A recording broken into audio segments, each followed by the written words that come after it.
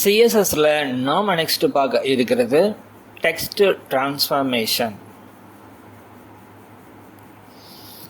So நம்மகிட்ட already இருக்கிற இந்த லைனுக்கே நம்ம டைரெக்டாக அப்ளை பண்ணிடலாமா?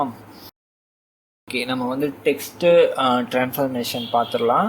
ஸோ நான் வந்து இந்த லைனை மட்டும் நான் ரிமூவ் பண்ணிடுறேன். இந்த டெக்ஸ்ட் டெக்கரேஷனையும் அண்டர் லைன் ஓவர்லைன்லாம் ரிமூவ் பண்ணிடலாம்.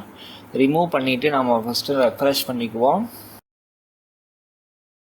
ஓகே, ரெஃப்ரெஷ் பண்ணியாச்சு. ஸோ நம்மக்கிட்ட இங்கே ஒரு பேராகிராஃப் இருக்குது. இதுக்கு நம்ம டெக்ஸ்ட்டு டிரான்ஸ்ஃபர்மேஷன் கொடுத்து பார்க்கலாம். ஃபஸ்ட்டு என்ன பண்ணால் text transform FORM. So text டிரான்ஸ்ஃபர்மேஷனில் ஃபஸ்ட்டு பார்க்குறது upper case APPER upper case CASE case. So transform கொடுத்தாச்சு. இப்போ பாருங்கள், எல்லாமே வந்து கேபிட்டலில் மாறி இருக்கும். ஆனால் நம்ம இங்கே என்ன கொடுத்துருக்கோம்? ஸோ இங்கே இருக்கிற லைன் எல்லாமே வந்து பார்த்துட்டிங்கன்னா ஸோ இதில் ஸ்மால் கேபிட்டல் ரெண்டும் கலந்து தான் இருக்குது. ஆனால் நம்மளுக்கு அப்பர் கேஸ் கொடுத்ததுனால எல்லாமே வந்து கேபிட்டலாக மாறிடுச்சு. அதுலேயே நம்ம நெக்ஸ்ட்டு பார்க்க இருக்கிறது வந்து லோவர் ஹேஸ் அப்படின்னு ஒன்று இருக்குது. ஸோ இதில் லோவர் அப்படின்னு மட்டும் கொடுத்துடலாம். LOWER lower has. So lower has அப்படின்னா என்னன்னா, இங்கே எல்லாமே வந்து நம்மளுக்கு ஸ்மாலாக மாறும். இது எங்கேயுமே வந்து கேபிட்டல் லெட்டரை நீங்கள் பார்க்க முடியாது.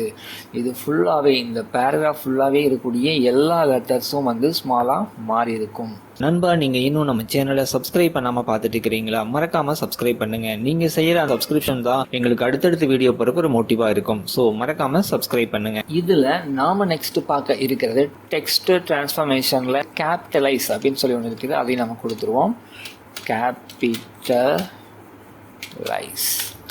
கேபிட்டலைஸ் அப்படின்னா என்னன்னா, ஒவ்வொரு வார்த்தையுடைய முதல் லெட்டரும் ஒவ்வொரு வேர்டோட ஃபர்ஸ்ட் லெட்டரும் கேபிட்டலாக இருக்கும். மீதி எல்லாமே வந்து ஸ்மாலாக மாறிடும்.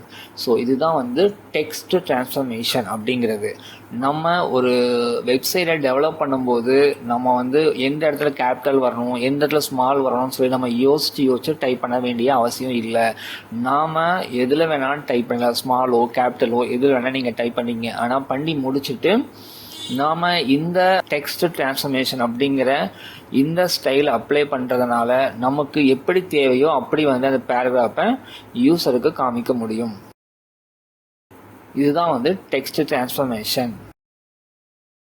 நாம் நெக்ஸ்ட் பார்க்க இருக்கிறது டெக்ஸ்ட் இன்டென்ஷன்ஸ் அப்படின்னு சொல்லி ஒன்று இருக்குது. அதில் நான் வந்து text intend INDENT text intend அப்படின்னு நம்ம கொடுத்துட்டா போதும்.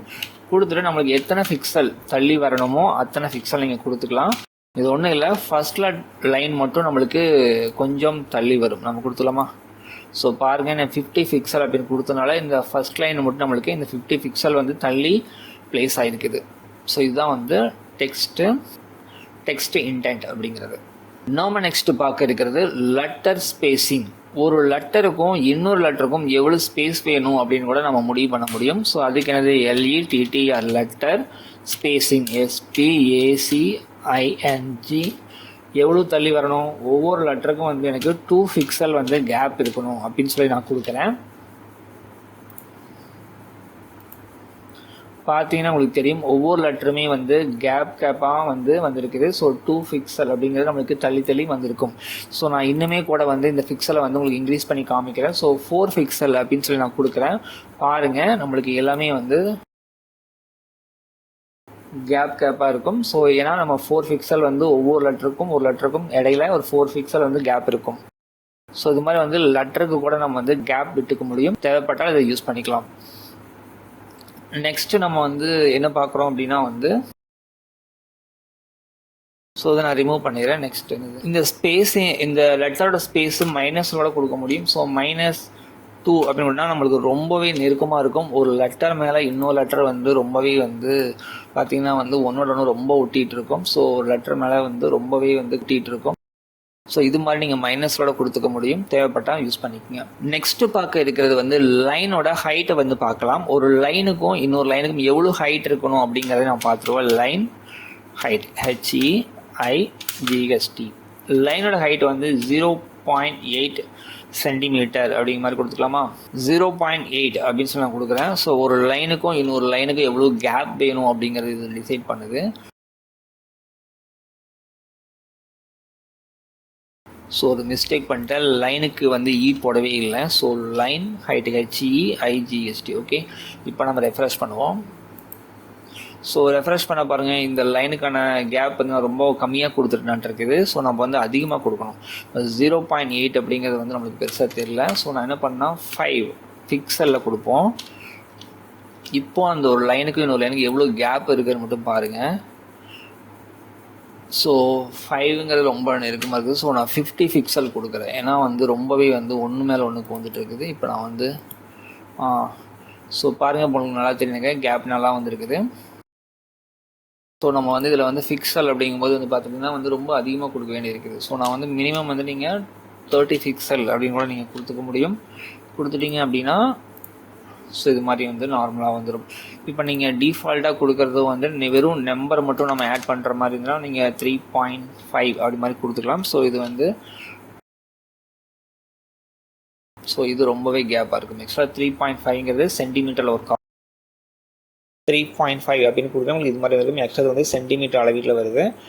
நம்ம வந்து பிக்சலில் கொடுக்குற மாதிரி தான் நீங்கள் ஒரு 30 பிக்சல் அது மாதிரி நீங்கள் வந்து கொடுத்துக்கலாம். ஸோ 30 பிக்சல் அப்படிங்கிறது போதுமானதாக இருக்கும். தேவைப்பட்டால் நீங்கள் அதிகமாக கூட கொடுத்துக்கலாம். ஸோ இவ்வளோ தான் கொடுக்கணும் இல்லை, உங்களுக்கு எவ்வளோ தேவைப்படுதோ அதை பொறுத்து நீங்கள் வந்து பிக்சல்லையோ சென்டிமீட்டர்லையோ கொடுத்துக்குங்க. நாம் நெக்ஸ்ட் பார்க்க இருக்குது டெக்ஸ்ட் டைரக்ஷன் அப்படின்னு சொல்லி ஒன்று இருக்குது. ஸோ அதை பற்றி பார்க்கலாம். ஸோ டெக்ஸ்ட் டைரக்ஷன் அப்படின்னா ஒன்றும் இல்லை, நீங்கள் டைரக்ஷன் கொடுத்தா போதும். DIRE direction, CDIY text direction, RDL அப்படின்னு நம்ம கொடுத்துக்கலாம். ஸோ RDL LDR 2 இருக்குது. நம்ம ஆல்ரெடி கஸ்டமரில் பார்த்தது தான். ஸோ கொடுத்தீங்கன்னா உங்களுக்கு தெரியும். RDL டெக்ஸ்ட் டைரக்ஷன், RDL அப்படின்னா வந்து ரைட் டு லெஃப்ட், LDRனா லெஃப்ட் டு ரைட். ஸோ 2 இருக்குது. நீங்கள் LDRும் கொடுத்துக்கலாம், RDLும் கொடுத்துக்கலாம். ஸோ LDRங்கிறது டிஃபால்ட்டாக இருக்கிறது தான் LDR. நெக்ஸ்ட்டு நம்ம பார்க்க இருக்கிறது வந்து வேர்டு ஸ்பேஸிங். ஒரு வேர்டுக்கும் இன்னொரு வேர்டுக்கும் எவ்வளோ ஸ்பேஸ் வேர்டுன்னு கூட நம்ம முடிவு பண்ணிக்க முடியும். Word WORD word spacing SPACING எவ்வளோ வேணும் அப்படின்னு கொடுத்துக்கலாம். நான் வந்து 0.5 அப்படிங்கிற மாதிரி கொடுப்போம். இப்போ நம்ம ரெஃப்ரெஷ் பண்ணுவோமா? ஸோ ரெஃப்ரெஷ் பண்ண பாருங்கள், ஒரு வார்த்தைக்கும் இன்னொரு வார்த்தைக்கும், ஒரு வேர்டுக்கும் இன்னொரு வேர்டுக்கும் நம்மளுக்கு கேப் கிடச்சிருக்கு. நீங்கள் பார்க்கலாம். நான் வந்து உங்களுக்கு இன்க்ரீஸ் பண்ணி காமிக்கிறேன். ஸோ நான் வந்து 2 அப்படின்னு சொல்லி கொடுத்து நான் சேவ் பண்ணுறேன்.